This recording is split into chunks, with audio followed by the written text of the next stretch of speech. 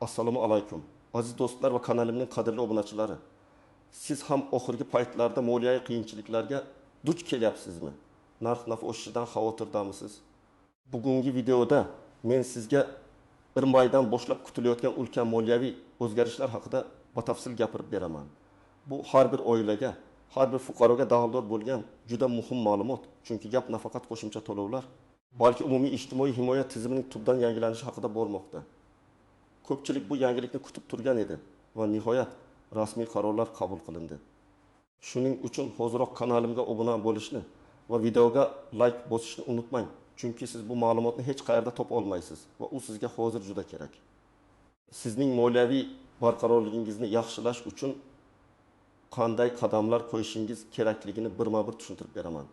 Bu video sizga faqatgina ma'lumot beribgina qolmay, balki aniq yo'l yo'riqlar ham taqdim etadi.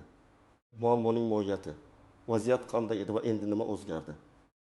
O'zbekistonning ijtimoiy siyosatida uzoq yillar davomida aholining ayrim qatlamlari, ayniqsa pensionerlar, nafaqa oluvchilar va kam ta'minlangan oilalar moliyaviy jihatdan doimiy bosim ostida yashab kelishdi. Ilgari ko'pchilik pensionerlar va nafaqa oluvchilar, ayniqsa bozorlardagi narx-navo, mahsulotlar va xizmatlar narxining keskin o'sishi sharoitida o'z pensiya va nafaqalari bilan oyma-oy yashashga majbur bo'lishardi. Ularning moliyaviy imkoniyatlari cheklanganligi sababli asosiy ehtiyojlarini, masalan, oziq-ovqat, dori-darmon, kommunal xizmatlar va hattoki kiyim-kechak kabi zaruriyatlarni qondirishda ham jiddiy qiyinchiliklarga duch kelishardi. Bu esa ularning hayot sifati va psixologik holatiga salbiy ta'sir ko'rsatardi. Kam ta'minlangan oilalar esa har kuni bolalarining ta'limi, sog'lig'i va umumiy farovonligi uchun kurashishga majbur edilar. Ko'pincha esa bu kurashda yengilishi kuzatilgan. Ammo yaqinda qabul qilingan prezidentimizning tarixiy farmoni yoki hukumat qarori aynan shu vaziyatni tubdan o'zgartirishni ko'zda tutadi. Bu qaror mamlakat iqtisodiyotining barqaror o'sishi, ijtimoiy himoyaning kuchaytirilishi va aholi turmush darajasini yaxshilash maqsadida qabul qilindi. Hukumat ijtimoiy adolat tamoyilini mustahkamlashga, ya'ni har bir fuqaroning munosib hayot kechirishini ta'minlashga jiddiy e'tibor qaratmoqda. Ushbu yangi hujjat ijtimoiy himoya tizimini yanada shaffof, adolatli va manzilli qilishga qaratilgan bo'lib, nafaqat hozirgi holatni yaxshilash, balki kelajakda ham aholini ijtimoiy qo'llab-quvvatlash mexanizmlarini mustahkamlashga zamin yaratadi. Bu esa bizga uzoq muddatli moliyaviy barqarorlikni ta'minlashga yordam beradi degan umiddamiz. Asosiy qism 1. Batafsil tahlil. Nimalarni bilishingiz kerak? Kimlar xavotirlanishi kerak va kimlar xavotirlanmasligi kerak? Endi esa ushbu yangi qo'shimcha to'lovlar kimlarga va qanday tartibda berilishini batafsil tahlil qilamiz. Bu yerda aniq misollar va raqamlarga asoslanib tushuntirib beraman. Unutmangki, har bir holat o'ziga xos bo'lishi mumkin, ammo umumiy qoidalar barchaga tegishli. 1. Temir daftarga kiritilgan oilalar uchun katta do'lana. Bu eng ko'p sonli va eng muhtoj qatlamlardan biridir. Hukumatning e'tibori birinchi navbatda aynan shu oilalarga qaratilgan. Agar sizning oilangiz temir daftarga kiritilgan bo'lsa, sizga jiddiy moliyaviy yordam ko'rsatiladi. Bu qo'shimcha to'lov nafaqat qisman, balki oilaning har bir a'zosiga nisbatan differensial tarzda belgilanadi. Misol, keling, 5 kishilik bir oilani tasavvur qilaylik. Ota-onalar va 3 nafar maktab yoshidagi farzand oilada ota nogironlik nafaqasi oladi. Ona esa uy bekasi. Ular temir daftarga kiritilgan. Yangi farmonga ko'ra, endi har bir oila a'zosiga oyiga 200 so'mdan qo'shimcha to'lov ajratilishi belgilangan.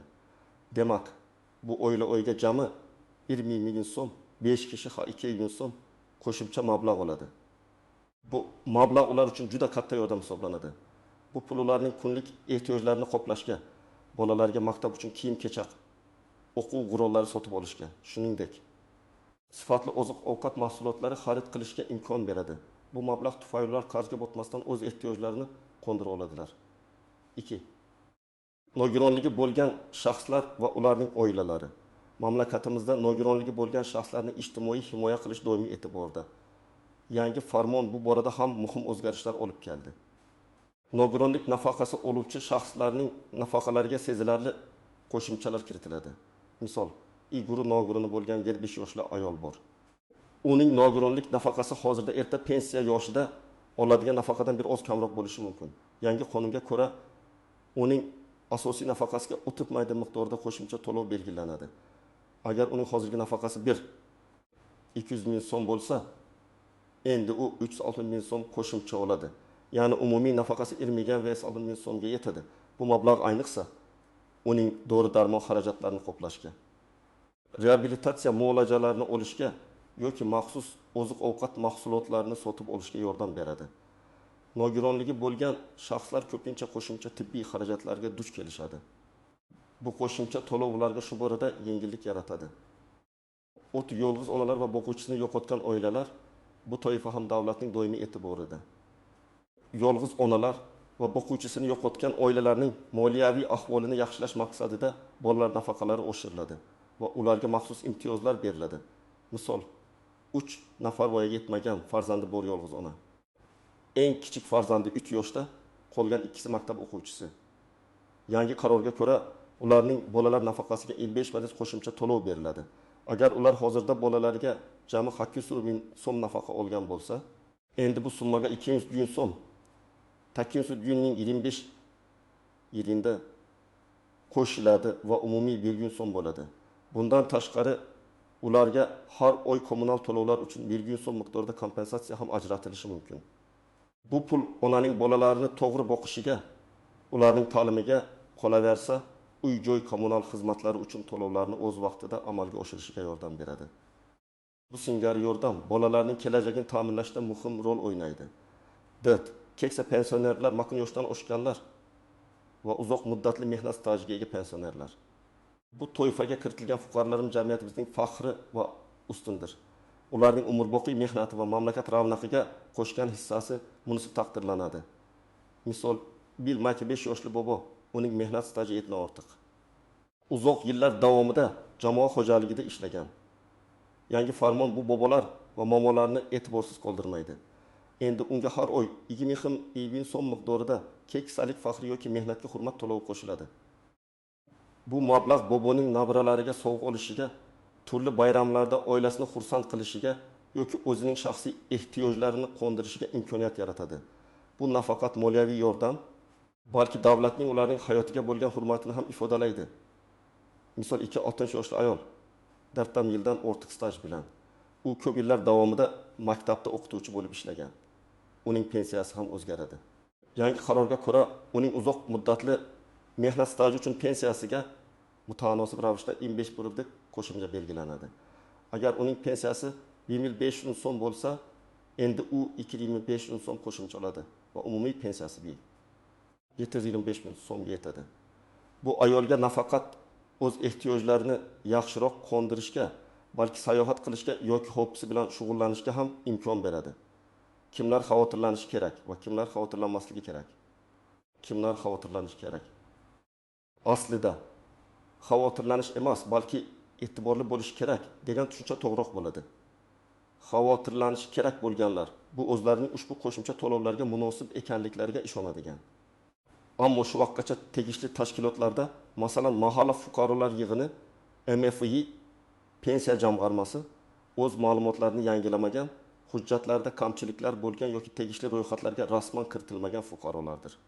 Agar siz temir daftarga kiritilishingiz kerak bo'lsa-yu, hali kiritilmagan bo'lsangiz yoki nafaqangizga qo'shimcha to'lov olish huquqingiz bo'la turib, hujjatlaringizda eski ma'lumotlar mavjud bo'lsa, bu to'lovlarni olish muddatini sezilarli darajada kechiktirishi mumkin. Shuning uchun tezkor harakat qilish muhimdir. Kimlar xavotirlanmasligi kerak, kamroq xavotirlanishi. Bu toifaga allaqachon tegishli ro'yxatlarda rasmiy ro'yxatdan o'tgan, barcha hujjatlari tartibda bo'lgan va mavjud nafaqalar yoki imtiyozlarni muntazam olib kelayotgan fuqarolar kiradi. Ko'p holatlarda ularning ma'lumotlari markazlashtirilgan bazalarda mavjud bo'ladi va yangi qarorga asosan qo'shimcha to'lovlar avtomatik tarzda hisoblanishi mumkin. Biroq shunga qaramay, men ularga ham o'z ma'lumotlarini tekshirishni va to'lovlar holatini muntazam kuzatib borishni tavsiya qilaman. Chunki har qanday tizimda kichik texnik nosozliklar yuzaga kelishi mumkin va bu sizning to'lovlaringizni olishda noxush vaziyatlarga olib kelmasligi kerak. Shuning uchun xavotirlanmasligi kerak deganda. Bu hech narsa qilmasligi kerak degani emas, balki muammo yuzaga kelish ehtimoli kamroq deganidir. Asosiy qism 2. Qoidalar istisnolari tuzoqlar va noaniq nuanslar, har qanday katta o'zgarishlar tizimida ba'zi noaniq nuanslar va kutilmagan holatlar bo'lishi mumkin. Bu qo'shimcha to'lovlar tizimi ham istisno emas. Men sizni ogohlantirmoqchi bo'lgan ba'zi muhim jihatlar bor. Ilgin, muddatlar va retrospektiv to'lovlar. Bu juda muhim savol. Agar men kechikib murojaat qilsam, 20 oydan boshlab o'tkazib yuborgan to'lovlarni olamanmi? Odatda. Ko'pgina ijtimoiy to'lovlar. Agar qonunda boshqacha ko'rsatilmagan bo'lsa, murojaat qilingan kundan boshlab hisoblanadi. Bu degani, agar siz iyunda murojaat qilsangiz, faqat iyundan keyingi to'lovlarni olasiz. 20 oydan boshlab emas. Nuans. Biroq ayrim favqulodda yoki alohida ijtimoiy himoya choralarida hukumat oldingi davrlar uchun ham to'lovlarni retrospektiv to'lovlar belgilashi mumkin. Lekin bu juda kam uchraydigan holat va bu haqda farmonda aniq ko'rsatilgan bo'lishi kerak. Shuning uchun agar siz shunday imkoniyatdan foydalanmoqchi bo'lsangiz, farmon matnini sinchkovlik bilan o'qib chiqing yoki tegishli tashkilotlardan aniqlik kiriting. Kechikmaslik eng yaxshi yechim. 2. Hujjatlar noto'g'ri rasmiylashtirilgan holatlar. Bu eng ko'p uchraydigan va to'lovlarni olishni kechiktiruvchi asosiy sabablardan biri.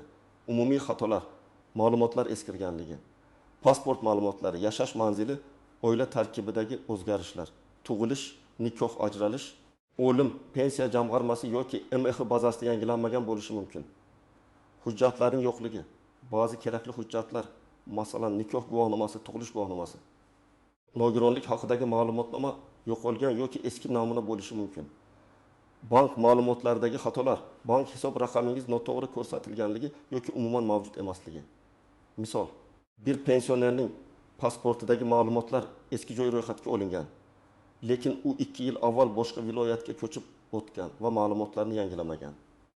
Uning ma'lumotlari bazada yangilanmaganligi sababli avtomatik to'lov tizimi uni yangi qo'shimcha to'lovlar uchun mos shaxs deb tanimasligi mumkin.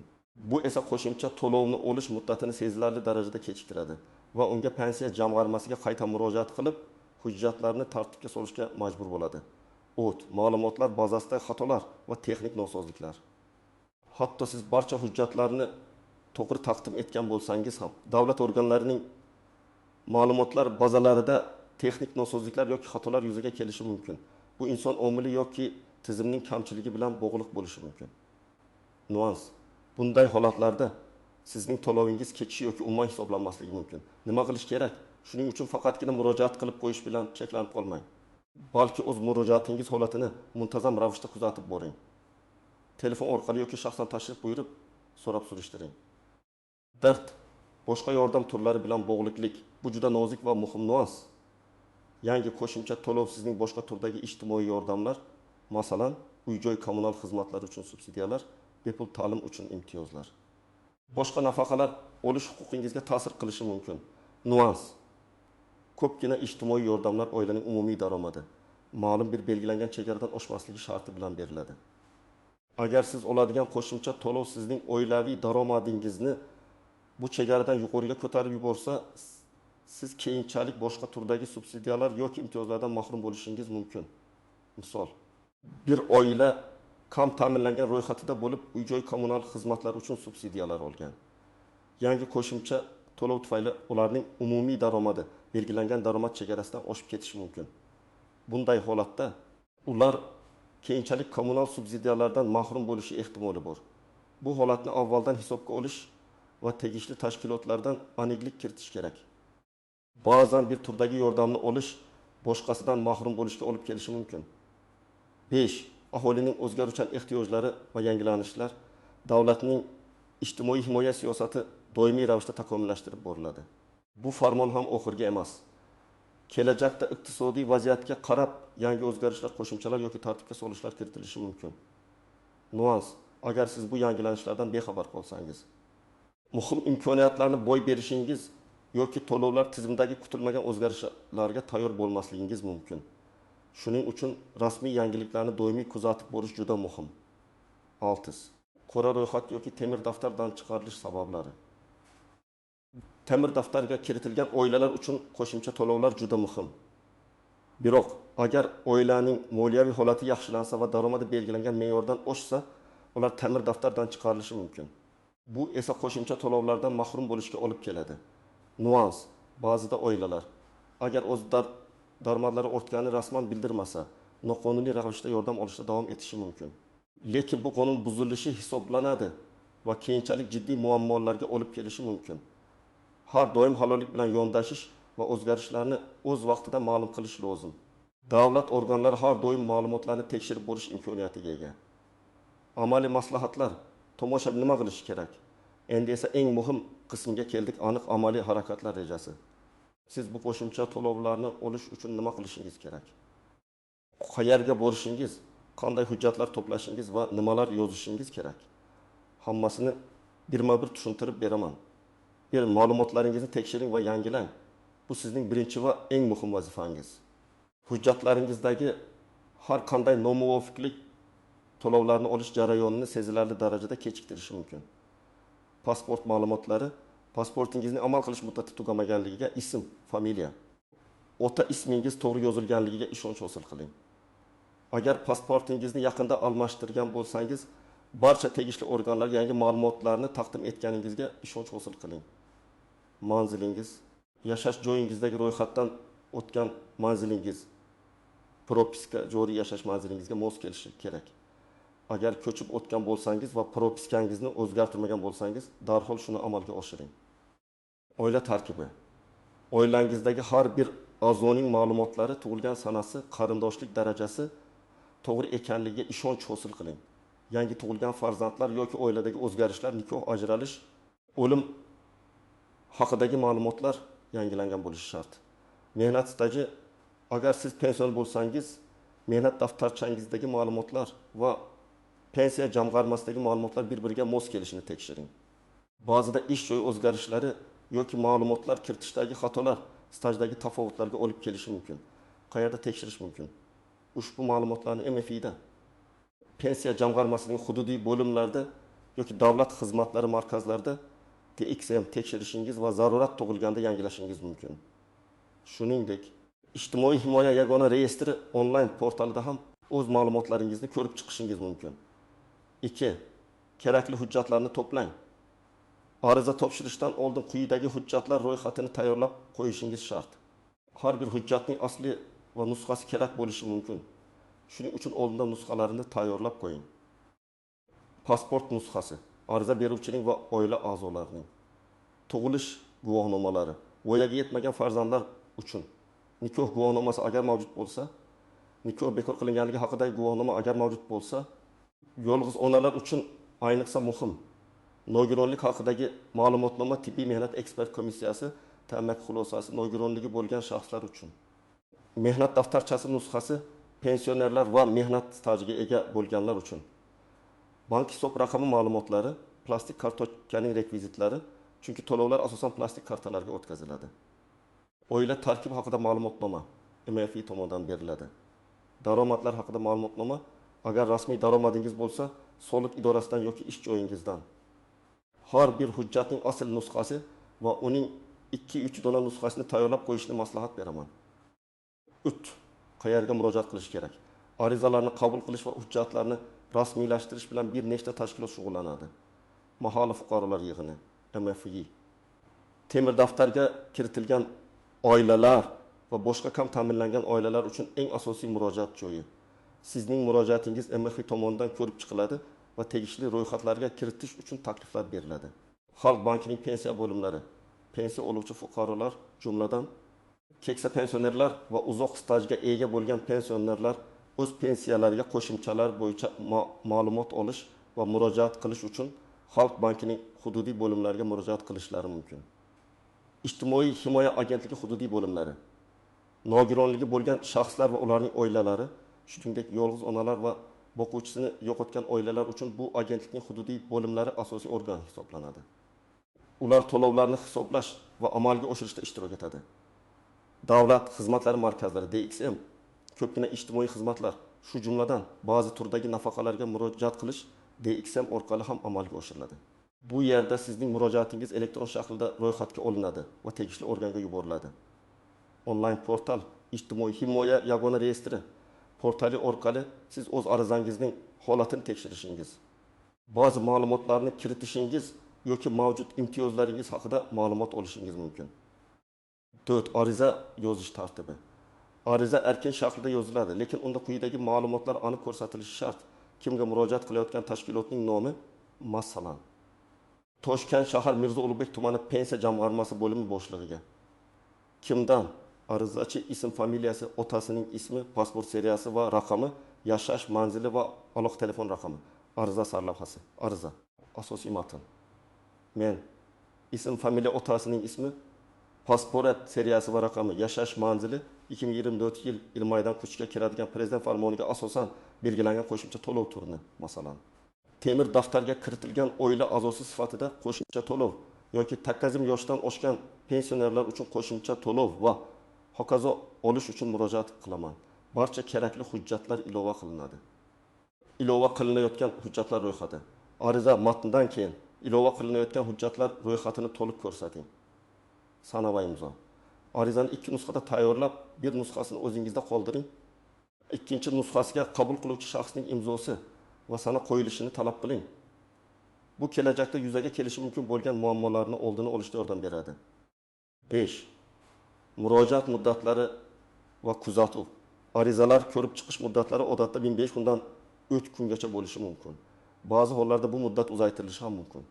Muntazam kuzatuv. Arizani topshirganingizdan so'ng qo'llaringizni qovushtirib o'tirmang. Belgilangan muddat ichida siz bilan bog'lanishmasa, o'zingiz tashabbus ko'rsatib, murojaatingiz holatini so'rang. Bu muhim. Chunki ba'zida hujjatlaringizda qo'shimcha aniqliklar kiritish talab etilishi mumkin. Aloqa markazlari. Tegishli tashkilotlarning aloqa markazlari, call center telefon raqamlariga qo'ng'iroq qiling. Onlayn resurslar. Ijtimoiy himoya yagona reyestri portalida o'z arizangizning holatini onlayn tekshirishingiz mumkin. Bu juda qulay va vaqtingizni tejaydi. Xulosa va yakuniy chaqiriq aziz do'stlar, ko'rib turganingizdek, 20 oydan boshlanadigan bu o'zgarishlar ko'pchilikning, ayniqsa muhtoj qatlamlarning hayotda sezilarli ijobiy ta'sir ko'rsatadi. Bu nafaqat moliyaviy yordam, balki jamiyatimizning ijtimoiy adolatga intilishi va inson qadrini ulug'lash yo'lidagi yana bir muhim qadamdir. Ammo bu imkoniyatdan to'g'ri foydalanish uchun sizdan ozgina harakat talab etiladi. Ma'lumotlaringizni tekshiring. Hujjatlaringizni puxta tayyorlang va o'z vaqtida belgilangan tartibda murojaat qiling. Hujjatlardagi arzimas xato yoki e'tiborsizlik sizni bu muhim imkoniyatdan mahrum qilishi mumkinligini unutmang. Ushbu videoni foydali deb bilgan bo'lsangiz, uni do'stlaringiz va yaqinlaringiz bilan baham ko'ring. Ayniqsa yuqorida sanab o'tilgan toifalarga kiruvchi tanishlaringizga yuboring. Kimdir bu ma'lumotga juda muhtoj bo'lishi mumkin. Videoga like bosing va kanalimga obuna bo'lishni unutmang.